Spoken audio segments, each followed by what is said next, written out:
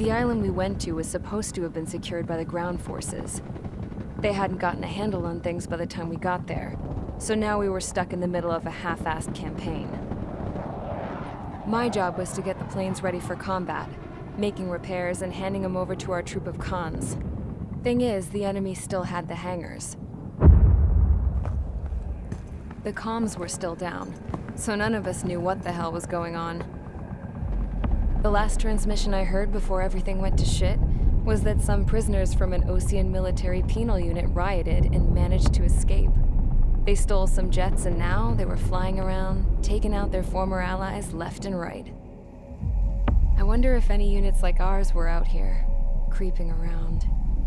Hearing the Osean jets firing at each other overhead chipped away at morale.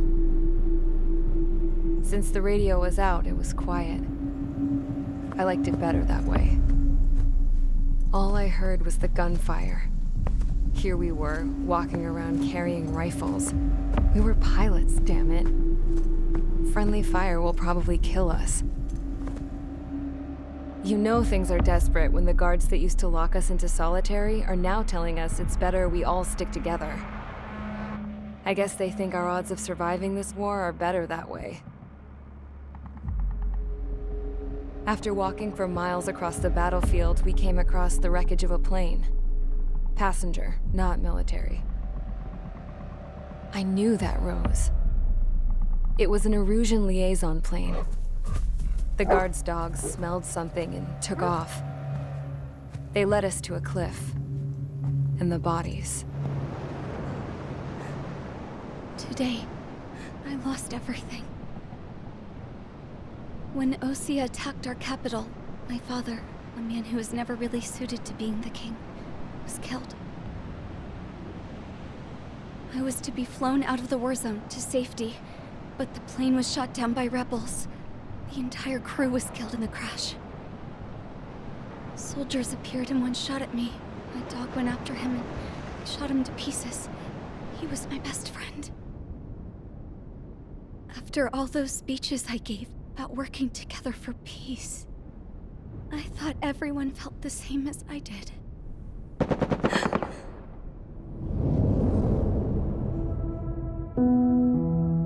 I'm sure the soldier who shot at me knew I was the Princess of Erusia.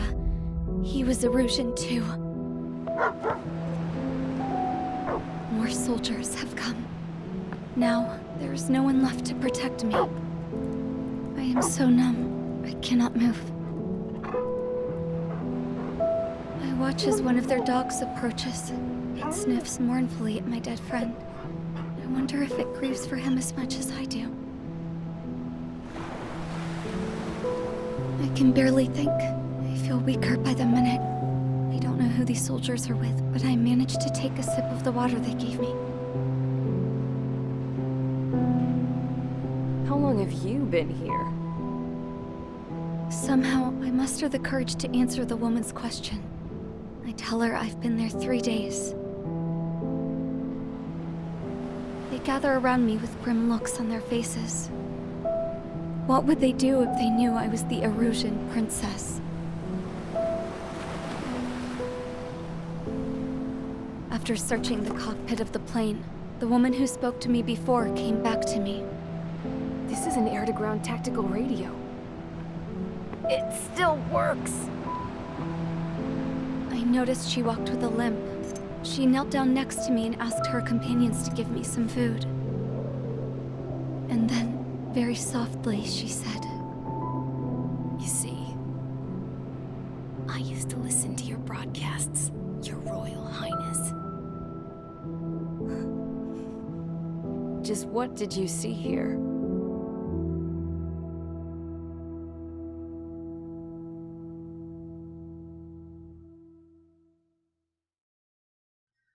Welcome back to Let's Play Ace Combat 7. Okay, enough talk.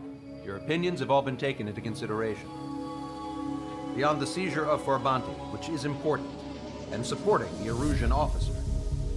At this point, I just don't know what our strategy is, or what our mission will be. Radio communication is still patchy for both the military and civilians, so we're getting zip from Mission Command about our orders.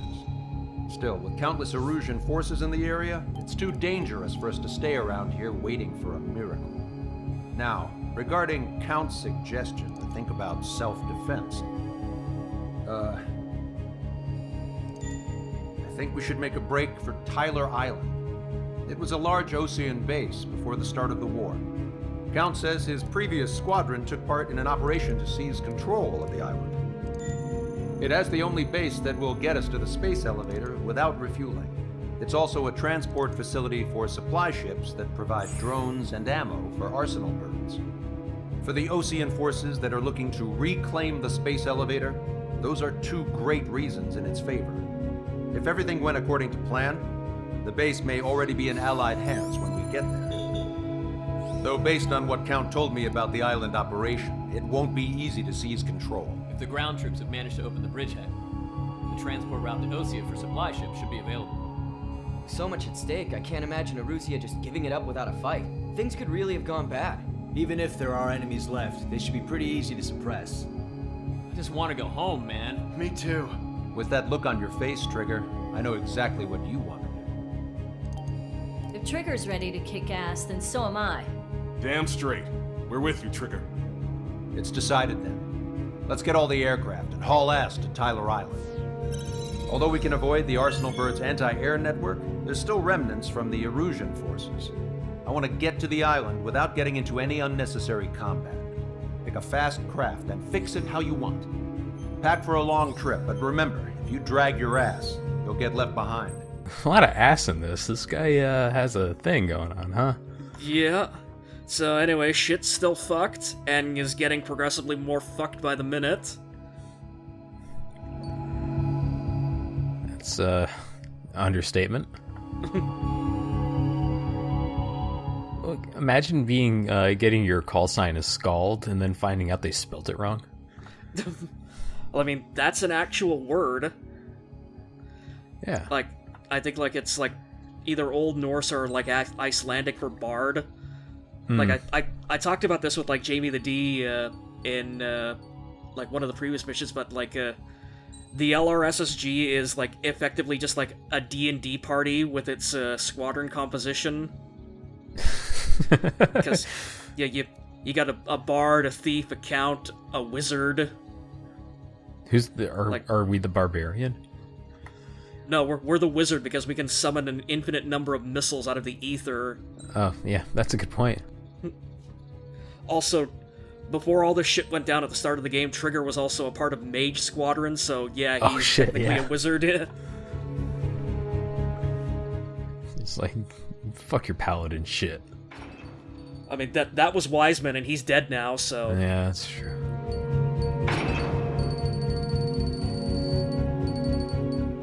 Arms, eh? Yeah.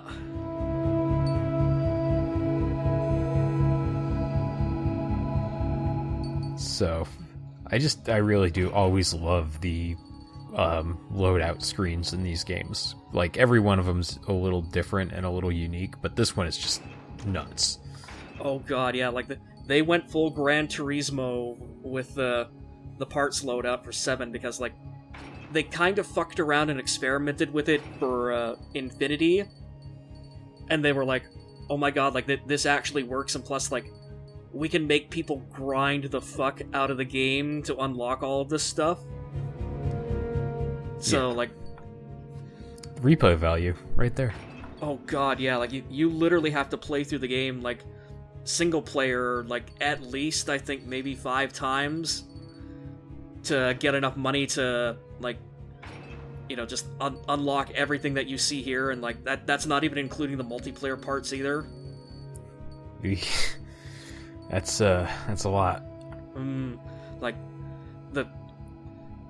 the mitigating factor is like playing through multiplayer gives you like probably like 5 times the amount of money that you would make from just like a single mission in like single player, but multiplayer only pays out if you're good at it. Yeah, hence the rub in this whole thing. And it's also compacted by the fact that like everyone in multiplayer has like all the level 2 parts unlocked already by like just playing the game nonstop since like it dropped in January 2019. So like they're impossible to even touch. Yeah, that's a problem. Oh yeah, no, multiplayer is fucking broken in this game. And they did not bother to even try to fix it, so... Yeah, and I feel like anything that relies on upgrades like that is always going to be a little broken, no matter what. Yeah. I have varying opinions on multiplayer, just from like the fact that I haven't played many multiplayer games in the last couple years for a reason. God, yeah. Like, I mean, like, you can set up, like, private rooms or just, like, public rooms that have, like, points caps to them, so, like, you can't put all of the stupid fucked up level 2 parts on planes. But no one plays those, so... Right, so you gotta just kind of deal with the public at large. Yep. The aircrafts in your area belong to the LRSSG. Wagtail, he's a dog. A retreating vehicle is taking fire. Requesting Can't help it. I know. I'm actually surprised that they put like a dog-themed name for one of the boats there, because usually like OCS theme for like all of its naval craft is just like naming them after birds for some reason. Carry them out to safety. That's weird. Unless it's all like sea-based birds, like a penguin or something, or a gull. Yeah, that sometimes. Yeah, like there was like I think like seagull, puffin. Like the aircraft carriers are all named after like birds of prey. So you had like the Kestrel from Ace Combat 5, and then like the Vulture and Buzzard and Albatross.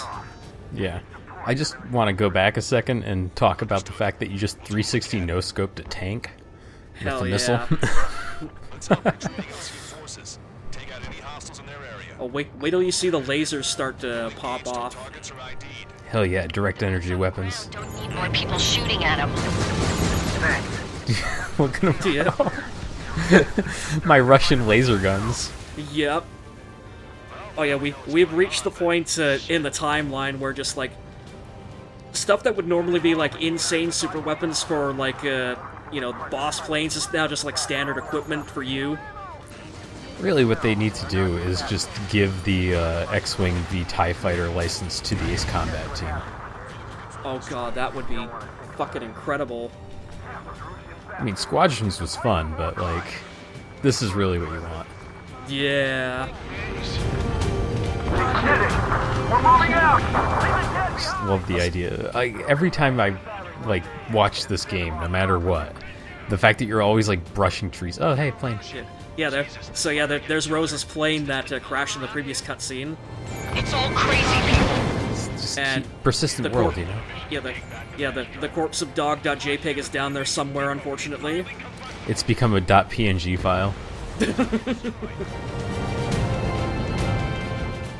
Yeah, I was gonna say, like, every time I watch you play this, it's always like basically hovering over trees for like 20 minutes as you try to get angles. And it's always entertaining. It's like, yeah, you know that doesn't work in real world, right? You know, like, nope. Yeah, it's like, yeah, I have developed a particular playstyle and I'm sticking to it right to the end. Yeah, that's it. Like, what you have to do is just go into like War Thunder next or something, and see if you can do that here. No, I'm still to this day mildly salty that you can't do like a proper zook in this game, where just like, you know, hop out of the cockpits and just like pull out a sidearm, shoot a plane, and then just hop back into the cockpits. Like physics doesn't fucking exist. If you can't do a Renzook, what's the point of a video game? Like, that should be the first thing you do. Like, even in the new Battlefield game, they basically said, like, yes, you're going to be able to do stupid shit again. Oh, that's incredible. Because, like, I remember that clip that you sent me, like, the first time, like, we ever did commentary together for something. I think it was, like, Battlefield 4. Of just, yeah, the Rendezook, just, the one set to, like, the A-Team theme, where, like, he hops out of the cockpit and just, like, gets an RPG kill on a fighter jet. Yeah. And the new Battlefield game that's coming out, well, like a month from the time of this recording, they, like their announcement video actually had that rendered lovingly in the new engine. Oh. So, get ready for some stupid shit. Oh, fantastic. Yeah, it's like, well, I'm flying my Russian jet really low to the ground while firing lasers off at tanks. Just absorbing missiles left and right. Shit, 3 strikes. We're sitting ducks out here. Strider 1, APC. So, yeah, just blowing stuff up at random. You've reduced the number of targets very quickly. Oh yeah, and like this isn't even like the most efficient plane that I could be using for this one too. Like they're straight up like DLC planes that like have like crazy multi-missiles and stuff that you could take out here and just completely level the map in seconds. Just like the Macross option. Pretty much. Although this mission, like as you can just tell by like the length of the video, takes a long ass time because like you have to identify every bloody target here. We're not leaving anyone behind. Yeah. Also, pulled off my first post-stall maneuver by accident. I was gonna ask, like your pilot's got to be jelly at this point after the G-forces he was subjected to in just that turn. Yeah, no, we don't talk about the physical composition of Ace Combat protagonists. There's a reason why they basically like do not exist in the narrative and just the world at large around them. Yet they only exist in the planes. They've been melded to the planes. They're a perfect union of man and machine. Pretty much. Wait, multiple bogeys from the east. Their timing tells me they're not here. So, there's no cost to those lasers. Oh, no, there is a cost. Sorry. I was like, yeah. For a second, I was just like, man, it's just firing those things off like there's no tomorrow. It's like there's 400 of them. But there's 100 missiles, so... Yeah, I think, yeah, you get, like, 600 shots, like, at the outset, and you can also, I think, bump that up with parts as well. Yeah, and I mean, the parts system in this game is, out of this world, so... Like there's an option.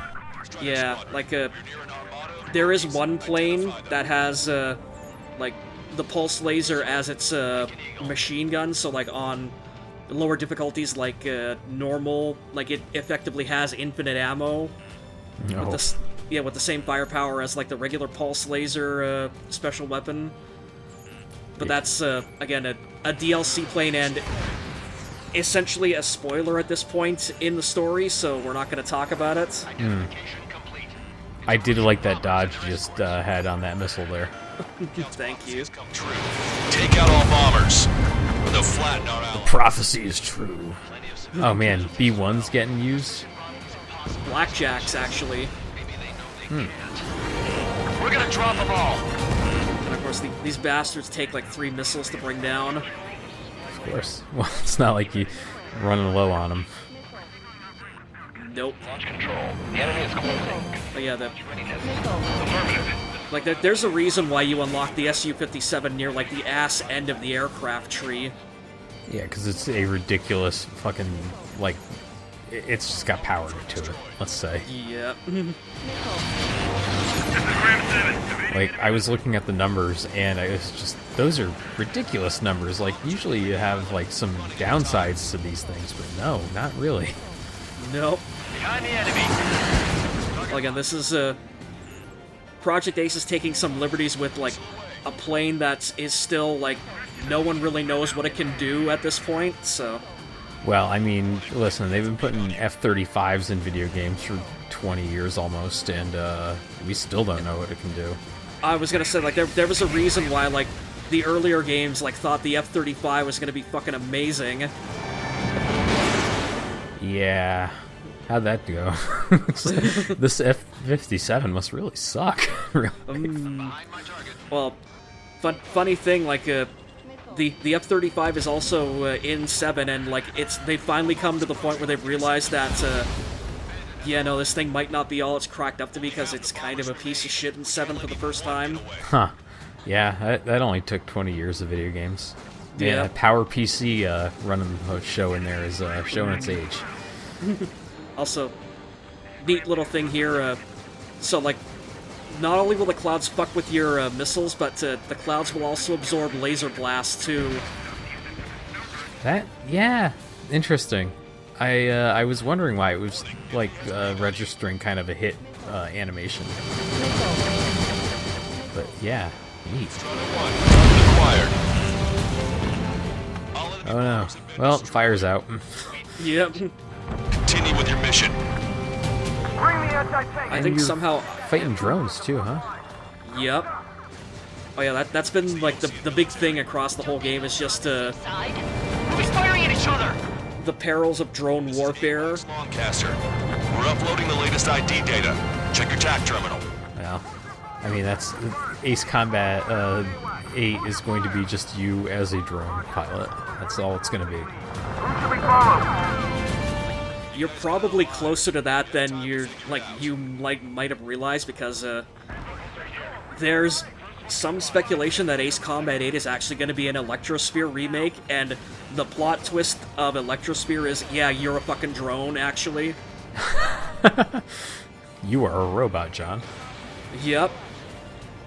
And then Nemo was a robot. God, that would actually be kind of impressive if they went and pulled that off. I mean, they did it once already, yeah. That's, yeah, well, no, I'm saying again, like, if you can, if you actually remake a game, or if you just take the theme and do the same twist, that'd be impressive. Yeah, because, like, we've effectively, like, caught up to the start of Electrosphere in the timeline as of, like, Ace Combat 7, so it's like, okay, like, Electrosphere was weird and didn't really make sense, and, like, you know, no one really wants to acknowledge whether or not it's actually canon, so, like, this would be a good chance to go back and, like, put a definitive pin in, like, at the very least, the idea behind it. We're outnumbered, taking heavy losses. We can't even run. They have helicopters? Man, that helicopter's moving fast. I'm just saying. Yep. Oh yeah, the Apaches in this game are crazy maneuverable for some reason. It's like, it was running, like, as fast as the plane for a minute there. Oh yeah, these things can dodge missiles this time around. Missile. Yeah, because I always think of them as, like, cannon fodder. Whenever I see an Ace Combat thing, it's just like they're there to get destroyed. Oh yeah, and, like, again, this shows you, like, the improvements in, like, the AI that they've implemented for 7. Just, like, even helicopters can chump you now. Yeah, I think that's one of the things I always kind of lose when I watch you play, is, like, the actual level of skill at work here. Because I know that I would probably be fucked up pretty fast if I was going into this. But you actually have an idea of what's going on and can deal with things. Well, that is reassuring to hear by this point. Yeah, you may or may not know something about Ace Combat. Well, I mean, normally I'm, like, my biggest critic about, like, how much I fucking suck at this game, so... It's just a lot of targets and a lot of options for you to get hit, and also objectives to keep track of. And I think you do yourself a disservice thinking that you don't know what you're doing. Longcaster, she's an ally. Trigger and I'd know that voice anywhere. That voice. So you're still breathing, Sir Count. Here, let me have a word. Hey, it's been a while. I had a feeling the two of you were still alive. Remember, stick with Trigger and you'll make it. That's a statement, sure. Yeah, I mean, it's technically true. I mean, like, you know, everyone else from, like, the prison arc, except for Count and Tabloid, kind of fucking died, but, you know. But anyways, this is kind of the point where, like, people were speculating that, like, there was at one point a part where, like, the game split in two, and you could have either gone, like, the LRSSG route or continue with the Spare Squadron route, like, from the prison arc. And, like, Tyler Island effectively would have been the place that the two routes converged again. Target coordinates. But because of, like... So yeah, that thing that I'm focusing on is, like, literally where they are down there, but yeah, anyway, so, like I said, Tyler Island effectively would have been, like, the merge point for the two plot lines again. But at some point, either like during development or whatnot, like the idea of a route split was just either cut out of the game for like time or implementation purposes. So they just decided to go with the LRSSG as like the default route. That's them. Yeah, it's always like the other option is to, of course, have that weird bottleneck kind of situation where a lot of things could have happened, but they didn't, and I guess in this game it'd be more like people talking over comms. Yeah. But yeah, kind of railroading it does suck. Also, I honestly really don't know like what the alternate route would have consisted of, like especially considering like the way the LRSSG plot plays out. Yeah, Jesus Christ. The helicopter just, like, doing loops is freaking me out. Yeah. Oh, Christ, that's Assault Horizon coming back to haunt us. Lancaster, I promise. Anthem in the background. Yeah. I mean, they are literally singing the end credits theme to the game in the background. And yet we still have missions to go. Yep. Can it be trusted? Not sure. I just like the idea that like you're firing this missile over a populated area and you miss the shot. It's just oh god, yeah. Someone's house gets destroyed. 10, 9, 8, 7. That is a fast countdown. 5, 4, 3, 2, 1. Launch. 1, 2, 3. The mass driver is accelerating.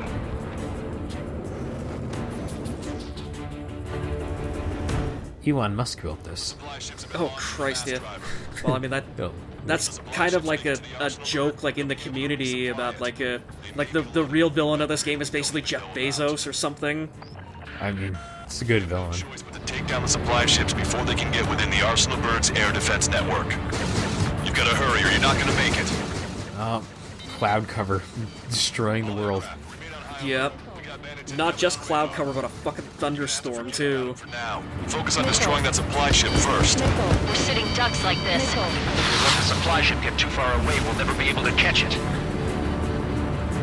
I was expecting this to be easy if all they could do was fly fast. They didn't even fly up, they're just flying in a general direction. Basically, yeah. The supply ship's in the clouds. I mean, they're kind of maneuverable, but yeah, no, the thing about these things is just, yeah, they're really fucking fast. These guys continue pursuit of the supply ship. So was that a forced camera angle there, or what? 'Cause that was yeah, cinematic, like, yeah. Yeah, when... Oh, good god, yeah, and then there's the lightning strike, too. Oops.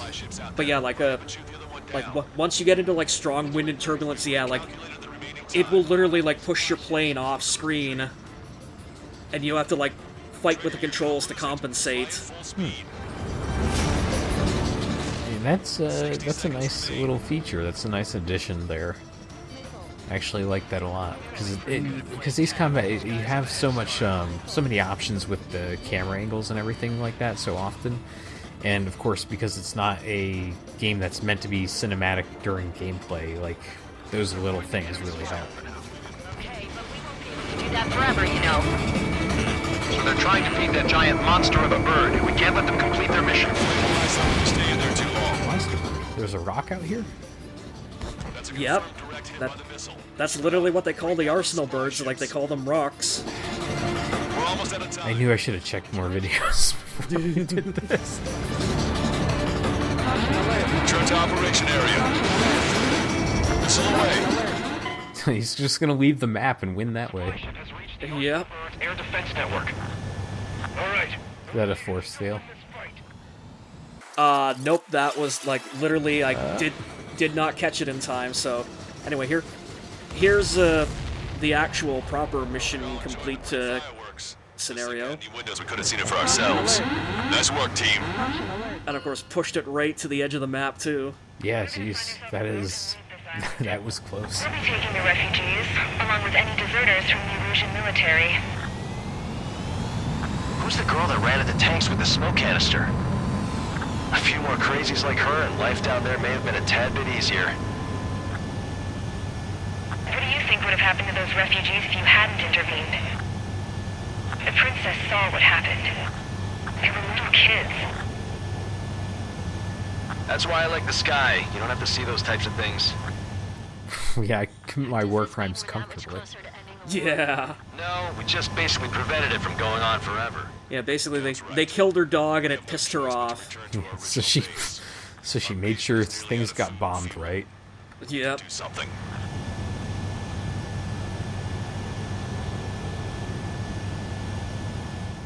Well, just keep digging till you hit daylight, I suppose. Dig up. Good. Take a seat. But that is basically the motto of this stretch of the game, just dig up, stupid. Supply ships. Not to mention saving the refugees. Glad to know that The Simpsons is always relevant. Early Simpsons is always relevant. Modern Simpsons, I don't know. Yeah, I would have to actually watch that. Can't say I blame him. Now, Tyler Island. Yeah, sadly enough, it's I have not watched The Simpsons longer than I actually watched The Simpsons now. That is how pretty long much, that yeah, show like has gone on. Like, take a good look. Like George W. Bush was in office the last time I actually watched The Simpsons. Yeah, same. Ugh. Okay, guess we're old now. Fucking hell. I don't know. At least I'm still pretty. Yeah, so how much murder was that? That was a lot. We found a boat, then sailed away from the island. We had to. We didn't belong there. The new guy's name was George. I noticed when the anarchist said his name, he said it with a thick Belkan accent. How did you know that he was from Belka? Well, both my parents were from Belka, so... You never told me that. They say that Belkans are known for their conspiracies. That's just a stereotype. Now, I simply stated my honest opinion and was thrown in jail for it.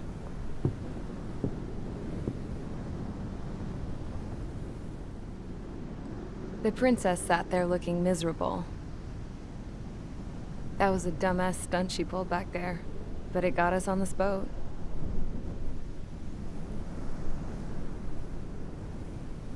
Take a look at that. This ship is heading for a single rope that's hanging down from the sky. Do you know how far the end of that rope reaches?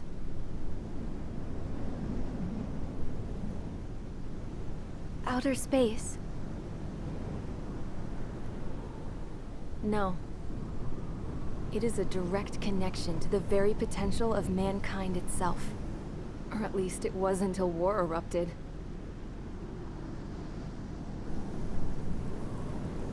It's my strong belief that the rope might be connected to a very distant, faraway source of great conflict and strife. Even long before the war, the whole world started falling apart once Harling began trying to build it. I often wonder what was going through Harling's mind when he was trying to destroy the very thing that so many people were sacrificed in order to create. Sacrificed? What do you mean? Have you seen all of those countless old space shuttles on Tyler Island that are no longer in use? Yeah. I always thought of them as a good source of scrap. They're an obsolete technology that was abandoned during the construction of the space elevator. Which would mean that if the space elevator was destroyed, it would be that much harder for mankind to reach the stars. Until we find another way. But even then, Harling still went ahead and tried to destroy it. At the cost of his own life. That's not the way I heard it. What I heard was that he sacrificed himself to protect the tower from an incoming missile.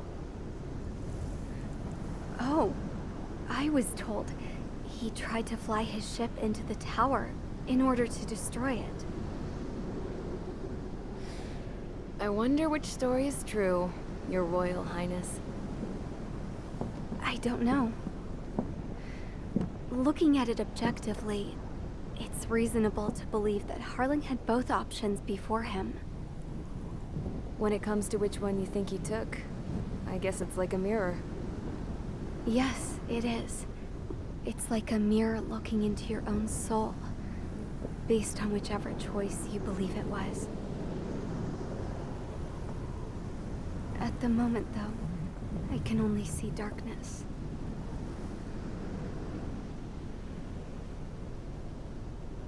I think that thing should be destroyed.